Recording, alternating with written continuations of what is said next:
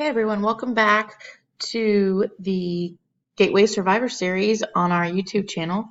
I'm Brooke, and today we're going to talk about episode 7 from beginning to the end. So we're going to talk about writing intros and conclusions. So in one of our previous videos, we talked about going through the prompt and detailing out exactly what pieces of the prompt would help us when we're writing our essay. So I'm going to go back to that and use pieces of it to help me create an introduction and then a conclusion. So if you notice here, my three main points I'm going to look at, I'm looking at the title, we're looking at information from the background, and then we're looking at information from the bullets down here. Introductions can sometimes be one of the hardest things to write. We don't know how long to make it. We don't know, should we ask a question?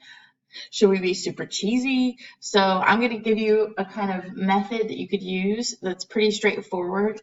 And I'm only asking you to write 3 sentences. Now you can always write a couple more if you'd like to have a few more details. But really, if you're doing this what we're going to go through today, you should be fine. The first thing I'm going to write up here is introduction. And I want you to notice that I'm using this visual of a triangle, but it's upside down. And the reason I'm doing that is because this part of the triangle is the most broad, so it's broad. And then as we write, we're going to get more specific. And then we're going to get the most specific. We're going to get to the point. So the point would be our thesis statement. Okay, so really we're going to have 1, 2, 3 sentences.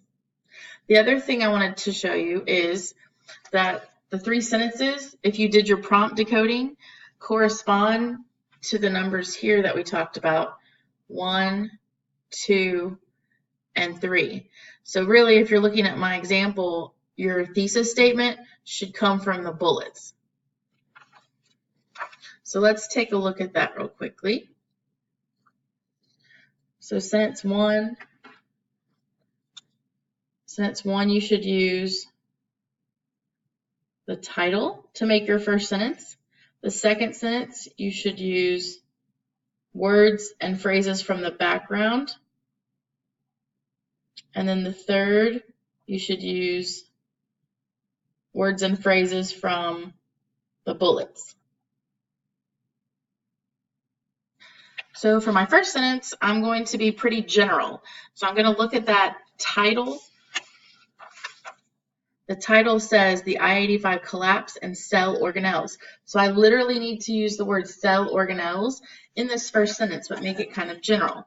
So I'm going to say something along the lines of cell organelles each have their own function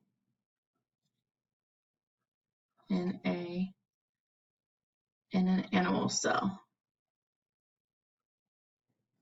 Okay, so that's pretty basic information, very general, not very specific, and we used cell organelles came directly from our prompt. So I just pulled it straight off the prompt right here.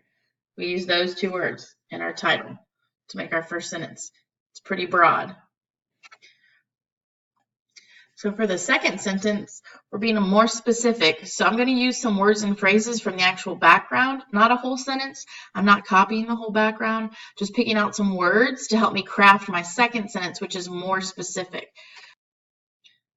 So the words that I've circled right here, Atlanta, bridge, collapsed, function, cell, and organelle, all of these words came directly from the background information here, and I used those words and phrases to help me craft a better sentence to be a little bit more specific.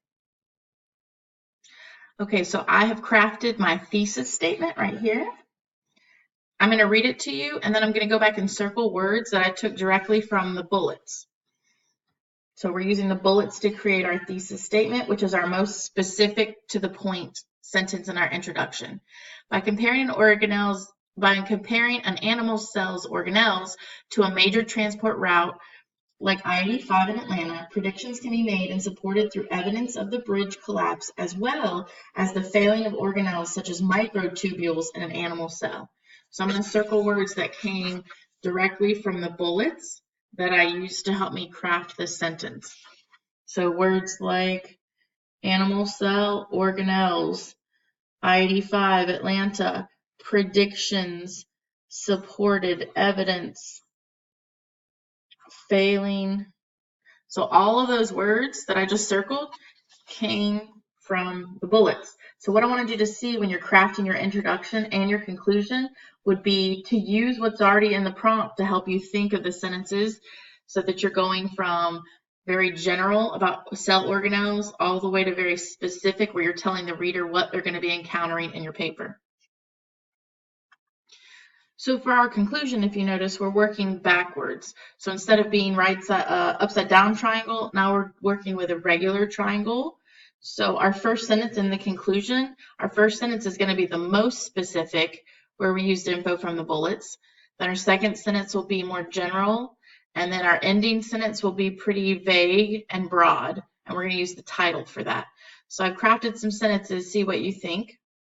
So evidence of the effect of the bridge collapse on the interstate in Atlanta was as devastating to the city as when a cell's organelles fail, throwing off the balance of a cell. So that's a pretty specific sentence.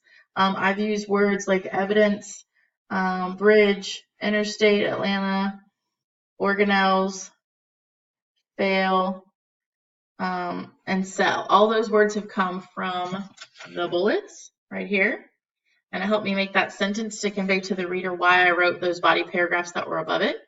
The second sentence says, more specific, the analogy of the city of Atlanta as a cell and the organelles as parts of the city is a powerful way to show organelles' impact on a cell. So this isn't quite as specific as this one. It's a little more general. And then we ended with a pretty vague sentence. The link between cell organelles' function and the balance of a cell is important. So we're ending on that kind of general idea. Hopefully this video helped you think of how to craft an intro and a conclusion that are successful and set the stage and wrap up the stage for the great essay that you wrote in your body paragraphs between. Remember to use the decoding of the prompt to help you with the title, the background, and the bullets, which correspond to the intro that we created here, the upside down triangle, and then the conclusion, which is the right side up triangle. So hopefully those visuals will help you as you're crafting your awesome intro and conclusion. Thanks for stopping by and checking out our channel and episodes for Surviving Gateway. If you have a question, feel free to pop it down below in the comments. Also down there is a link to other videos you can watch if you want to go back and rewatch the Decoding the Prompt video. And then there's some subsequent videos that will be helpful as well. Thanks for stopping by.